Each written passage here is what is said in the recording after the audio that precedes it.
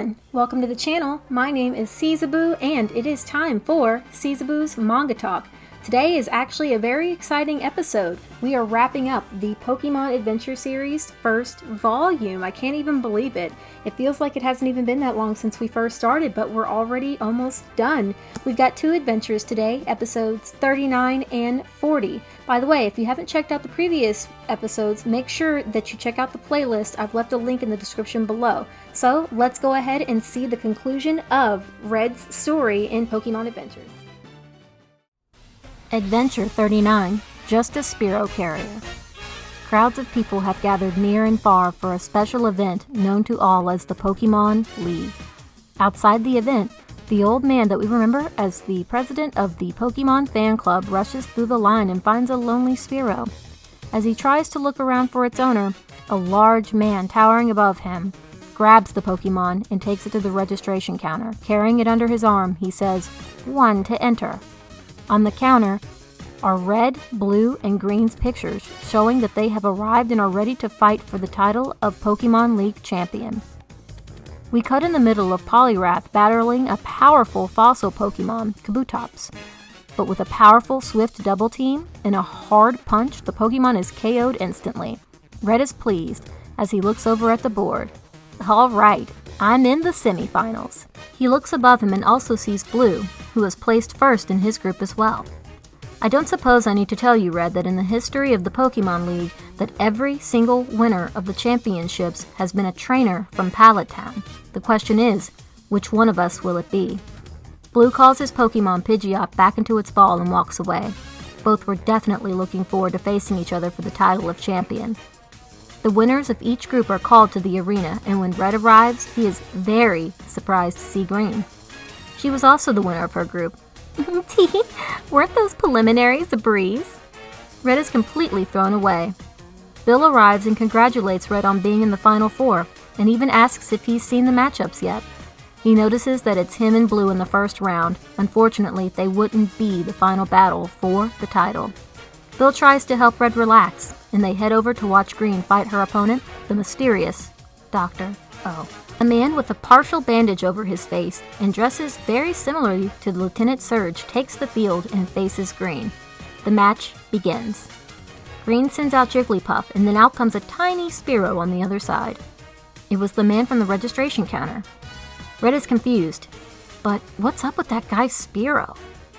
Jigglypuff begins with a powerful attack and tries to blow away Spearow, but there's something she fails to realize.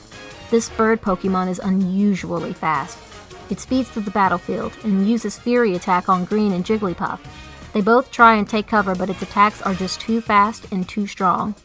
Jigglypuff tries using Sing, but Spearow blows the attack into the crowd, almost putting everyone to sleep. Green begins to panic. Blue yells out to her and Jigglypuff. Jigglypuff doesn't have the speed to fight flying-type Pokemon. Green continues to try and reach Spearow, but everything she does fails miserably. Suddenly, she hears a whisper in her ear, and her heart nearly stops. Let this be a lesson to you. Stealing is wrong. She looks up into the man's face and realizes who she may be fighting. Jumping back, she sees a clear shot at Spearow and tries to use Disable. It's enough to push him back, and then she switches quickly to Blastoise. She grabs onto it and uses it almost like a jetpack, and blasts into the air. Water sprays everywhere. Just because I don't have any flying-type Pokemon doesn't mean I can't get into the air. It may not be what you define as aerial, but it works for me.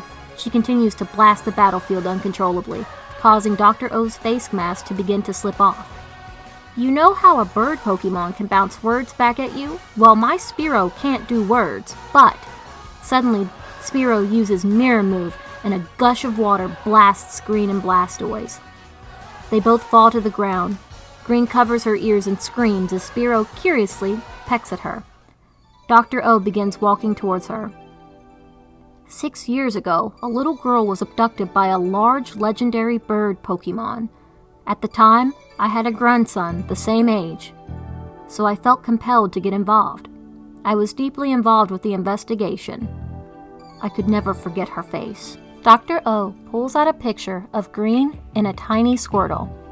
Imagine my surprise when my security cameras caught that very same girl stealing my Squirtle. The man's mask comes off, and everyone is surprised and shocked. It's Professor Oak.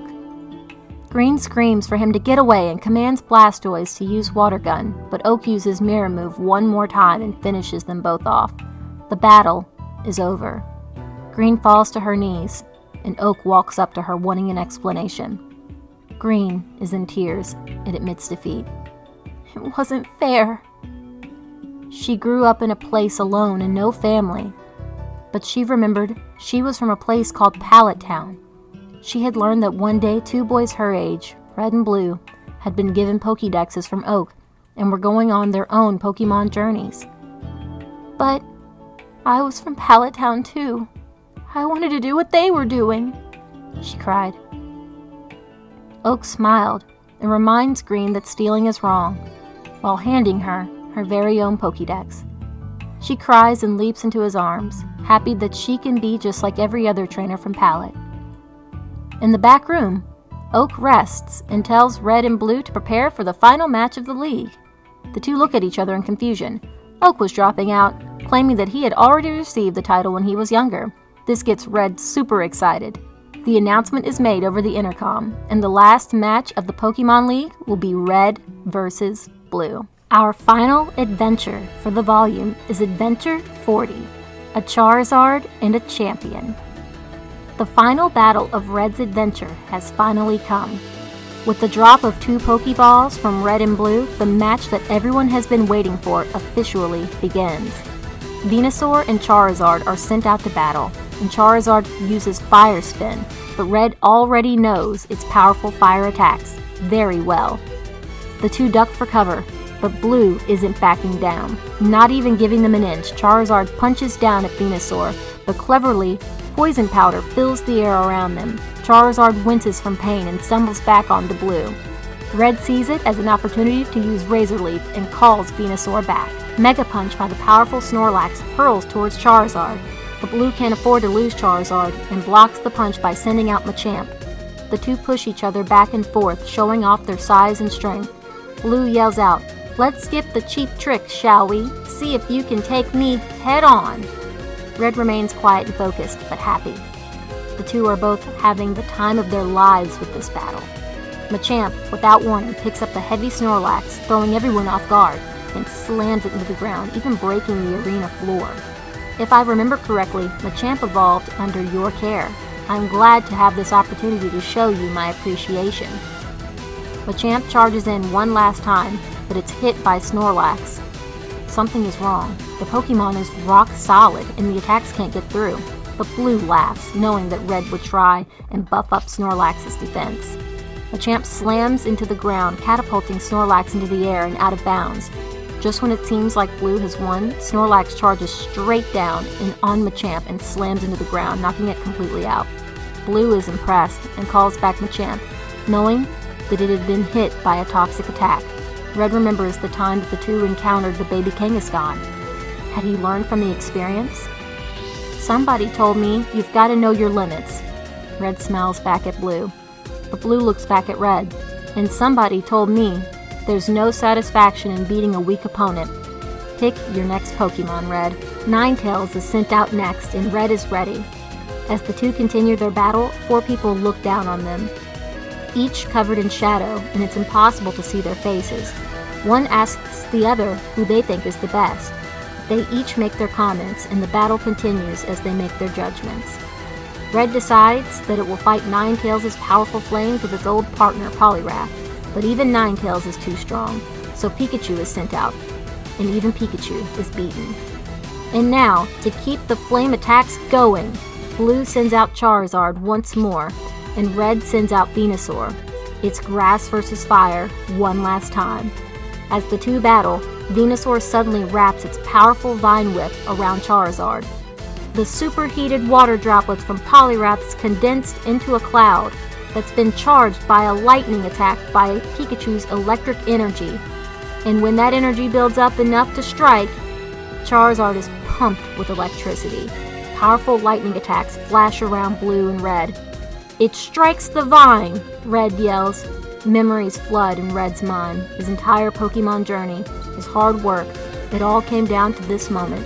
The crowd is silent. Charizard and Blue stand and then both fall to the ground. The winner is Red! On the final pages of Red's story, we see Red, Blue, and Green reflecting on their journeys. Red and Blue greet each other after the match, smiling. Mew flying over Pallet Town. Now, let's go home to Pallet Town.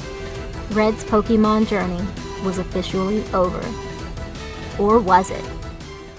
And that's it. Our boy Red is a Pokemon League champion.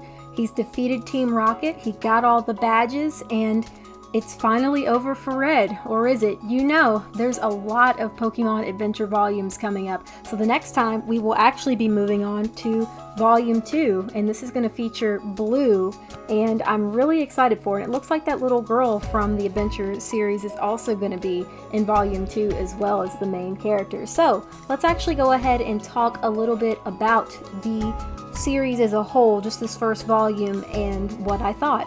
So I gotta say that the battles and the story was very well done. It was different than the games, but it was also different from the anime as well. Red's team was very unique. I gotta say that my favorite Pokemon, of course, was probably Venusaur and Poliwhirl, and Pikachu's attitude was really cool too during the whole thing. The uniqueness of including the trainers in the battles, the trainers getting attacked, and, you know, moves being crazy from the Pokemon was really, really cool. The unique situation with the Pokemon merging together with like the Eevees, and then the Eevee with Vaporeon, Jolteon, and Flareon, and then Moltres, Articuno, and Zapdos merging into one type of Pokemon with Pokemon Fusion. That was insane. One thing too, I almost forgot to mention my favorite character. Who was my favorite character during the whole series? I gotta say it was Green. Her unique team with Jigglypuff and Ditto, and of course my mascot of my channel pretty much, Wartortle. I loved her personality. I loved that, you know, she was a thief and she stole the Squirtle and she stole Red's badges, and in the end she had a really good conclusion with kind of officially being a Pokemon trainer and competing in the championship. But Green was awesome in this series. Blue as well. Blue was very, like, you could tell that he was growing through the series as well, and he just wasn't moody like for most of the series, which was good. I didn't want him to kind of be like Gary from the anime. And of course Red, he was really cool. I liked watching him grow, his team grow, his unique team, all the characters. I enjoyed them a lot. The only kind of disappointing thing out of this series is that I wish that we had gotten to see more of the gym leaders. Like, I know that Misty and Brock and Erica kind of got their own chapters, but I would have liked to have seen a more bigger conclusion when fighting Team Rocket. And speaking of Red versus Giovanni, I wish that they had definitely had a bigger encounter with each other too, battling. But other than that, that is it. Thank you all so much for supporting the series. I really appreciate it. I am going to be taking probably quite a bit of a break from the Pokemon Adventure series just so that I can get caught up on Volume 2, but it looks like that we are officially moving on. Once again, you can expect the episodes to upload on Mondays when they do return, and hopefully there's not large gaps in between the episodes. So if you don't want to miss out, please be sure to like, subscribe, and leave a comment, and I'll catch you all next time with more Siezaboo's Manga Talk. Once again, thank you for supporting the series. And see you next time. Peace out. Bye.